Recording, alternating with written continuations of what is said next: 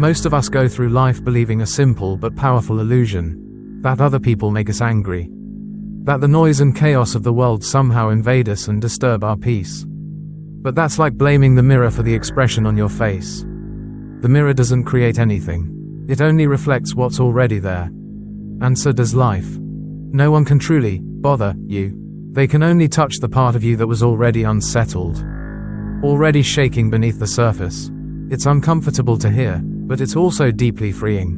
Because the moment you stop trying to control other people's behavior, you begin to understand what's happening within yourself. Have you ever noticed that the harder you fight irritation, the more trapped you feel inside it? It's like struggling in quicksand. The resistance itself pulls you deeper. Peace doesn't come from tightening up, from trying to build stronger armor. It comes from recognizing that there is no separate self to defend in the first place. Emotions, anger, frustration, annoyance, are like waves on the ocean. They rise, they fall, and they fade, but the ocean itself is never harmed. And that ocean is you, the deeper awareness, the space in which everything appears and disappears. So the question becomes, what if the problem was never the world, but the part of you that believes every wave is a threat? What if peace isn't something you earn by controlling life, but something you uncover by observing it? When you begin to see emotions as passing movements rather than personal attacks, a subtle shift happens. You stop drowning in the waves and start watching them. And in that simple act of observation, something opens, something spacious, calm, and unmistakably awake. That is where freedom begins. There's a moment in life that almost everyone misses, a tiny, fragile pause that exists right between what happens to you and how you react. Most people never notice it. They leap from stimulus to response like a spark snapping off a stone, and then wonder why they keep getting burned. But inside that little gap lies your greatest freedom. We often think the way to stay peaceful is to build walls around ourselves, to protect, defend, and shut out anything that might disturb us. But true peace doesn't come from fortifying the self. It comes from seeing that the self you're trying so hard to protect is only a story, a bundle of reactions, not a solid thing. And once you see that, everything softens. Imagine someone cuts you off in traffic, or interrupts you mid-sentence, or throws a careless insult your way. There's the event, and then there's what your mind does with it. Before your thoughts rush in, before the emotion rises, there is always a brief, shimmering instant of pure awareness, a moment where nothing has a label yet, nothing has a meaning. That moment is the doorway to awakening. Because the event itself is neutral, it has no inherent meaning until you assign one, and the meaning you assign determines whether you suffer or stay free. When you catch that subtle pause, you begin to respond with clarity instead of reflex. You begin to live consciously instead of mechanically. So the real practice is not about controlling what happens, it's about noticing the space before your reaction. The space where you can choose awareness over automatic behavior. The space where peace begins. In that stillness, you discover a simple truth. Life isn't happening to you. It's happening in you. And you are free to meet it without becoming its puppet. It's a strange truth about human life. Nothing anyone says can hurt you unless some part of you believes it. An insult only lands if it finds a place to stick. Otherwise, it's just sound waves dissolving in the air, no different from wind brushing past your ear. But most people never see it that way. We keep trying to control the world, what people say, how they behave, what they should or shouldn't do. And every time the world refuses to obey our script, we feel wounded. But the truth is, you have no control over what happens outside of you. That realm has never belonged to you.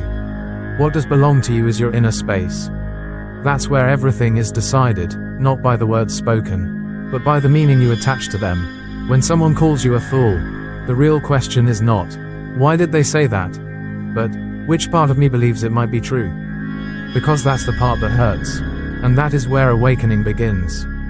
Anger only has one request, your participation. The moment you stop playing its game, it starves, it fades, it loses its grip. You don't defeat anger by wrestling with it, but by refusing to pick it up in the first place, like choosing not to carry a burning coal that was never yours. And reacting less isn't weakness. It's one of the highest forms of intelligence. It means you've learned to distinguish between your essence and the noise that surrounds it. It means you've discovered the quiet strength of not being moved by every passing disturbance. So the next time someone tries to provoke you, try this: pause, look within, and ask, do I have to pick that thought up? You'll be surprised how often the answer is no. One of the quiet tragedies of human life is how often we expect other people to follow the rulebook we never gave them. We move through the world believing, on some level, that others should think like us, act like us, value what we value, but the truth is simple: no one signed your invisible contract. Everyone is playing their own game. They come from different histories, fears, dreams, wounds, and ways of seeing the world. And yet, when someone disappoints us, when they forget, interrupt, lie, or fall short, we react as if the universe itself has made a mistake. As if they should have known better. As if they secretly agreed to follow the guidelines inside our minds. But they didn't. They never could. And this is where most of our frustration is born, not from what people do, but from our insistence that they should behave differently. We suffer not because the world is chaotic, but because we want it to be polite, predictable, and aligned with our preferences. Here's the shift. When you finally let go of the expectation that others must act like you, or even understand you, you begin to see human behavior as something strangely beautiful. Sometimes ridiculous, but always natural. People are just being people. And instead of tightening up, something inside you loosens. Instead of reacting, you laugh. Because you realize how absurd it was to expect the cat to bark just because you were in the mood for a dog. That laughter, that effortless recognition of the world simply being itself, is the sound of your freedom returning. Letting people be who they are is not resignation. It's liberation. For them, and for you. One of the most liberating moments in a person's awakening is when you finally stop needing other people to agree with you. Not because your ideas don't matter, but because you begin to understand something deeper. Diversity of thought is not a threat, it's a natural expression of life itself. The need to be right is rarely about truth. It's about identity. It's the ego polishing its little badge, saying, "This is who I am, don't challenge it." And the moment someone disagrees, the ego feels attacked. It divides the world into right and wrong, winners and losers, allies and enemies. But truth doesn't belong to anyone. It doesn't need your defense. It reveals itself naturally the moment you stop clutching at it like territory to protect. Think about how much of your inner turmoil comes from this subtle compulsion to win, to prove, to justify, to be validated. Every argument becomes a battlefield because your sense of self is hidden inside the outcome. But when you no longer need to win, something miraculous happens. Peace arrives quietly, almost shyly, as if it had been waiting for you to make space for it. And then something even stranger unfolds. Other people's opinions begin to lose their weight. What once felt like a threat now feels like weather, passing, shifting, never personal. You don't need to shield yourself from every viewpoint or defend your self-image like a fragile castle. You realize the self you're protecting is not fixed, not solid, not even fully real. It's just a pattern of thoughts. And when that clicks, disagreeing becomes simple. Let them see the world their way. Let them win the argument. Because the one who no longer needs to be right has already discovered something far more valuable, an inner freedom that cannot be taken away. It's remarkable how much power we give to words, simple vibrations traveling through the air. Someone speaks, and suddenly our entire inner world trembles. But if you look closely, you'll notice something strange. Their words are never really about you. They're echoes of their own mind, reflections of their own mood, windows into their own moment. What hurts us is not the sound passing through the air, but the meaning we store in our memory. An insult doesn't live in the mouth of the person who said it. It lives in the part of us that picks it up, carries it, and repeats it long after the moment has passed. It's like letting someone else's passing weather become the climate you live in. Their emotional storm becomes your season, only because you believe it has to. But it doesn't. The freedom you're looking for begins the moment you stop letting other people's praise or criticism define your worth. Praise can be as dangerous as blame, because both make you dependent, both tie your sense of self to the shifting moods of others. And when your identity hangs on someone else's voice, even the gentlest breeze feels like a hurricane. So here's a radical question. Who are you before the words arrive? Before the labels? Before the opinions? If you listen closely, you'll notice a silence beneath every sound, A calm, open presence that isn't touched by any of it. That silence is your real nature. It doesn't rise or fall with someone's approval. It doesn't bruise when criticized. It simply witnesses. And when you begin to rest in that awareness, something profound happens. Words lose their power to wound you. They pass through you like wind through an open window. You remain steady, anchored, untouched.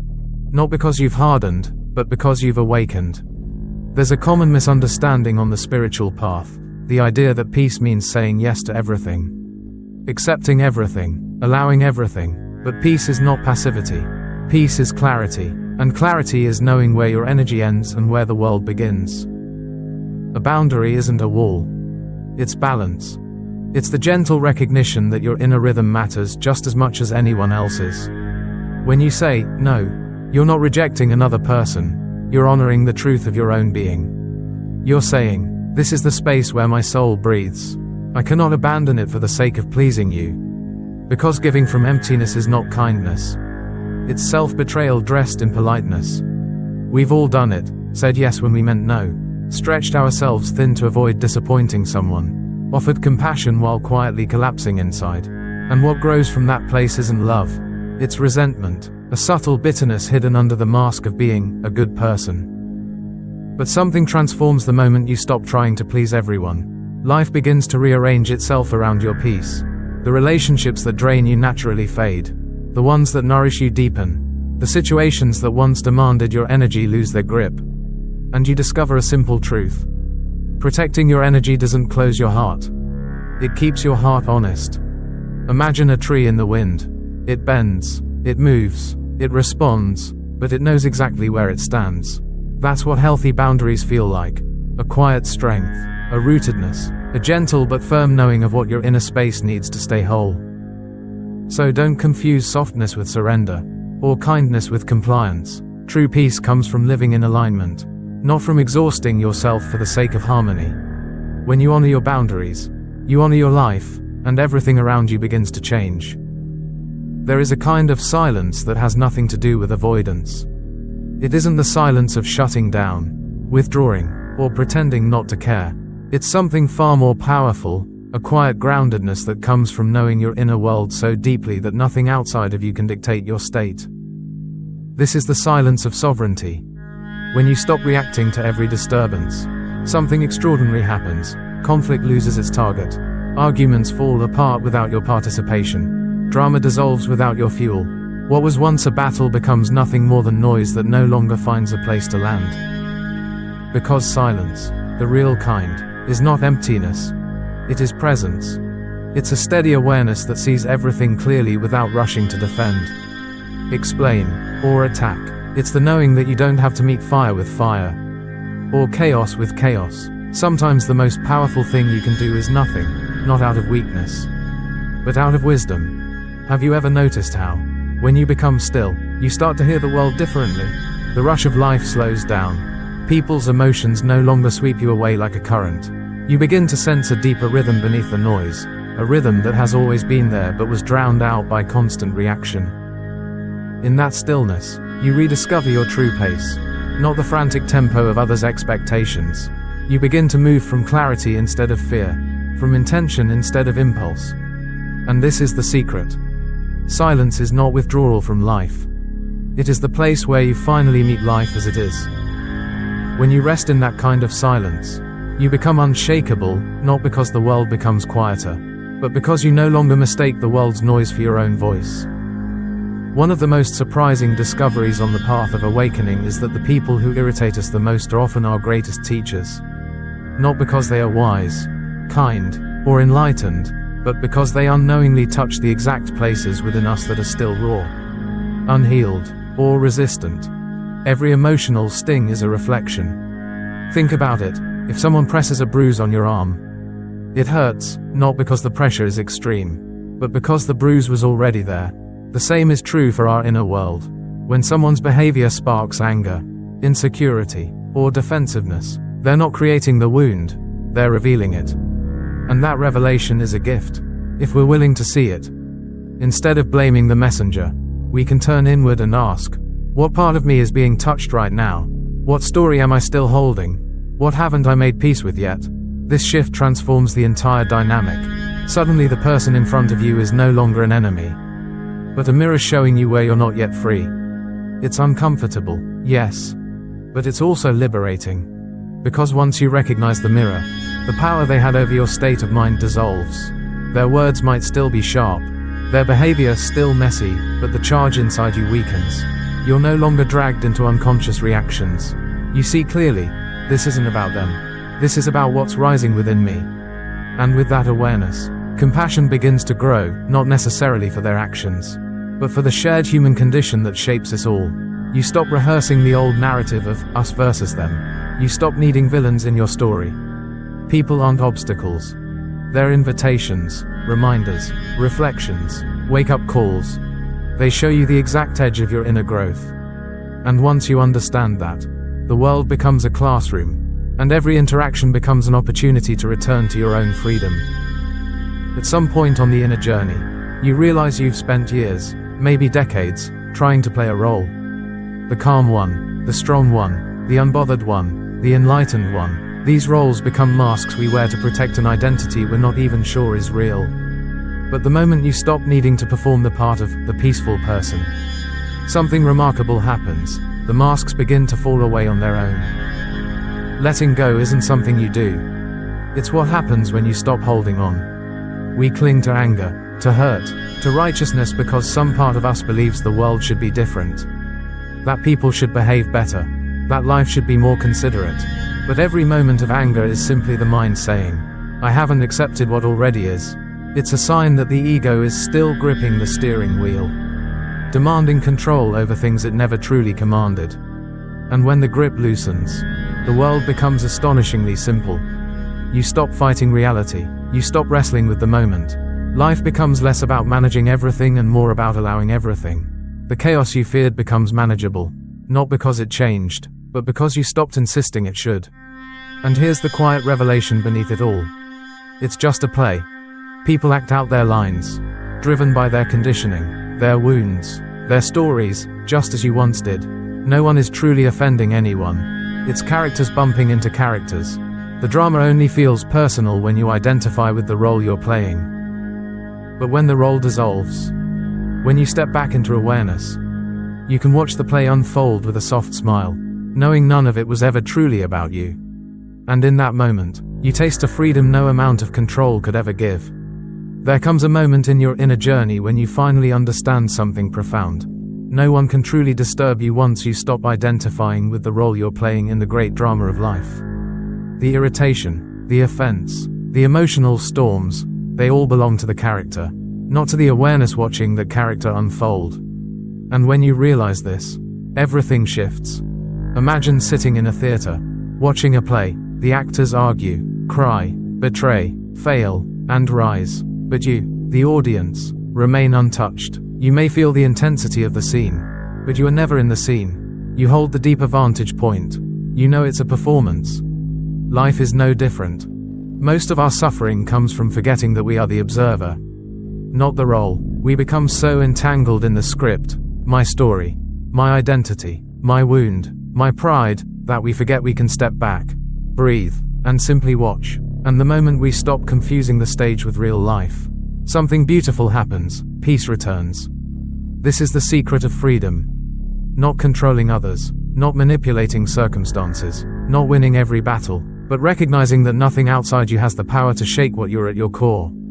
You are not the character reacting. You are the presence witnessing. And from that place, even the chaos softens. Even the insults lose their weight.